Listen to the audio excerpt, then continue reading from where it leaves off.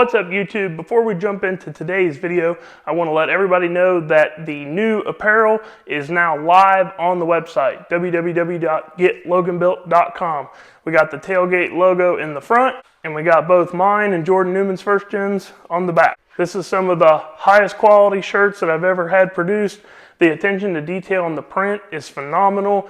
The fit of the shirts are great, super high quality, not your average run-of-the-mill shirts. Stick around a little bit later in the video and I'm going to tell you guys how you can win one of these t-shirts for free. So I just filmed this home video once and the audio quality was terrible, so I had to reposition my mic. Hopefully it goes well again. Trying to work on getting some better quality videos out to you guys. I know that sound quality is a big deal, especially if you're going to sit here and listen to me ramble about something. So last weekend, we worked on my good friend Jordan Newman's truck. If you guys remember, if you've been following along, that is the common rail swap first gen that I did a lot of work to over the last couple years. And he has now finally got that thing in a position to where it is really close to being ready to go to the racetrack. So I actually went down and we spent Friday and all day Saturday on it. We put collectively about 25 hours worth of labor into it to get the thing to where it's close to getting ready to go to the racetrack now. Friday night we went down and we wanted to program all the logic and the smart wire and function test all of the power outputs. So he has wired the truck up with the same smart wire race pack setup that we run in the other two trucks. It's really great setup. We're super familiar with it. We know how to get it up and running fast. And so within a couple hours, we had that thing completely programmed, function tested, made sure our V2 was communicating with the 849 ECM.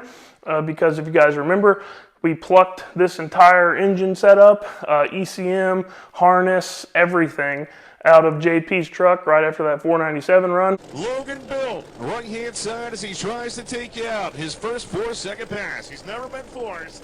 That's all he's trying to do right here. The freight train getting ready to put it in the boobs right here.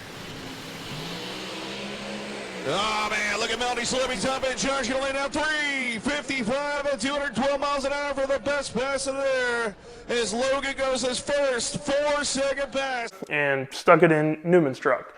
So we wanted to make sure that when it got rewired to the new truck, everything was good to go. So we got that done, backed the truck out, and did a couple what I would consider heat cycles. Basically, bring it up against the trans brake like you're going to do a spool up, but just some fuel only, not really trying to spool it, just trying to get the engine good and hot, get it up to about 3 pounds of boost, and do that a couple times.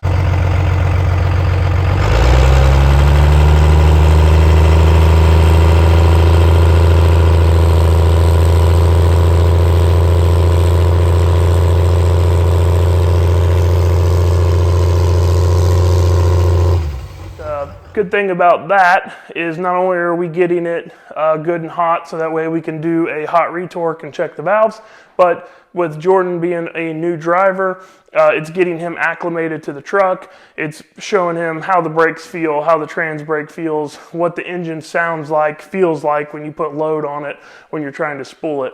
It's always a good idea if you have a new driver that you take baby steps with them and make sure that they're very comfortable in the truck because that's going to give them the greatest chance of success. So once we put some heat in that thing, pulled it back in the shop, we did hot retorque on it, ran the valves. They got it well. Everything looked good there.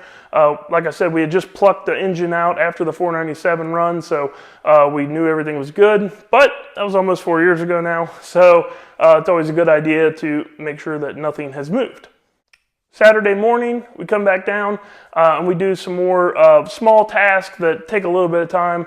We put the seat belts in it, put the window net in it, made sure that Jordan was comfortable with everything, understood all the features of everything. We pressure tested the nitrous system, made sure that we didn't have any leaks there.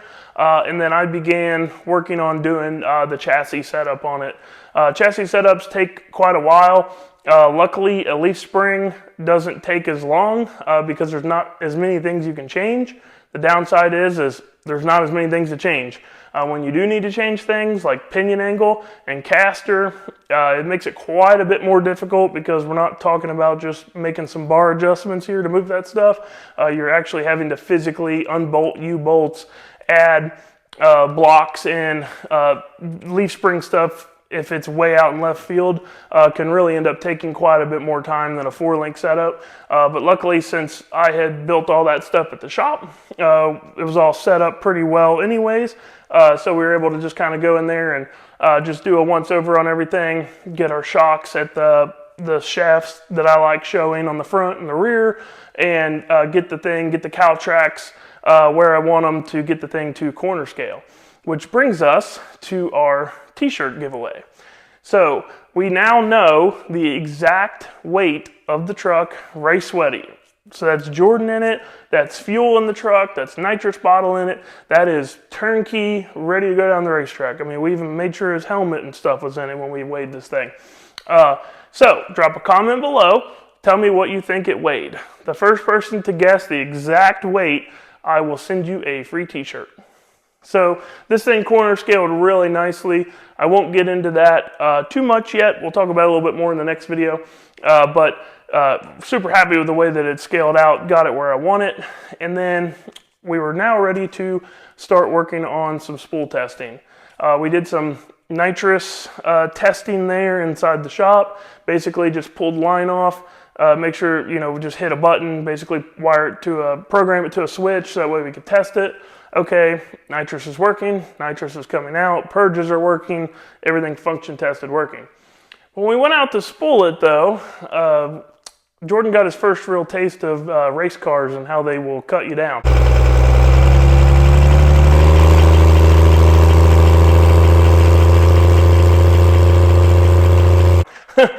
We started having issues with the nitrous not wanting to come on, the spool jet or the purges not wanting to purge.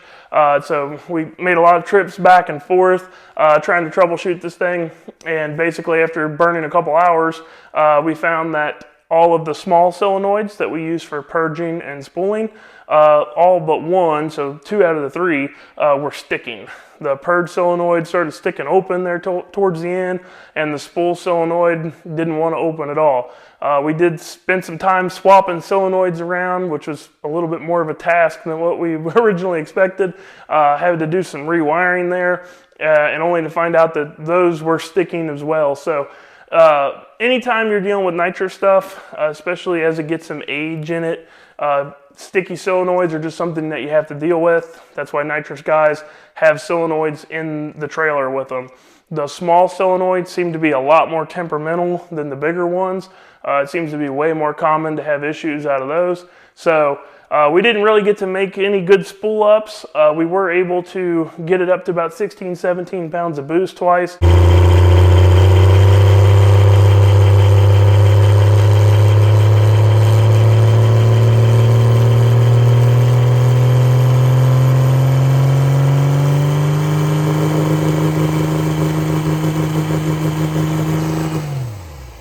It was obviously too slow during the spool up, but the good thing is that this is all time we're spending getting Jordan acclimated in the truck. Now he knows how long it takes when it's not spooling good. Then when we do get it spooling right, he'll know what that is, and so he'll know that if anything is not right, hey, if it's spooling like this, then I know that I need to stop, something's wrong. So anytime that your driver can get more seat time, that's always a win.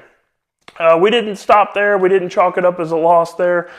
We decided to do a couple more function tests. I wanted him to drive the truck up and down the road, kind of seat the brakes in.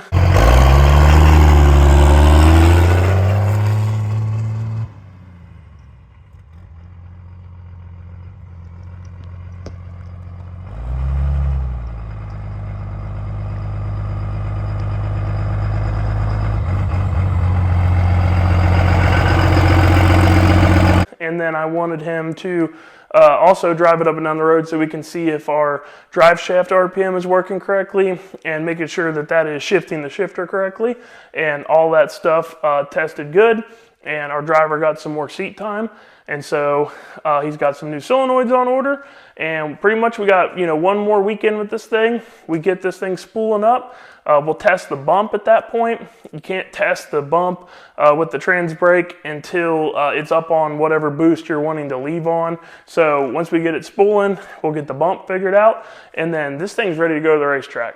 If you guys aren't familiar with Jordan's story, Jordan and I have been friends since high school. We actually drove our trucks together in high school, so it's really cool to see this thing come to life, and I'm going to be very excited for him the first time that he actually gets it to the racetrack. So stick around.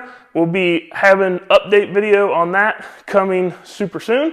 And drop those comments below of what you think it weighs so we can get a free t-shirt out to one of you guys, and I'll announce that in my next video. That's all I got for this one, guys. Thanks for watching. If you're new here, click the like button, click the subscribe button, and we'll catch you on the next one.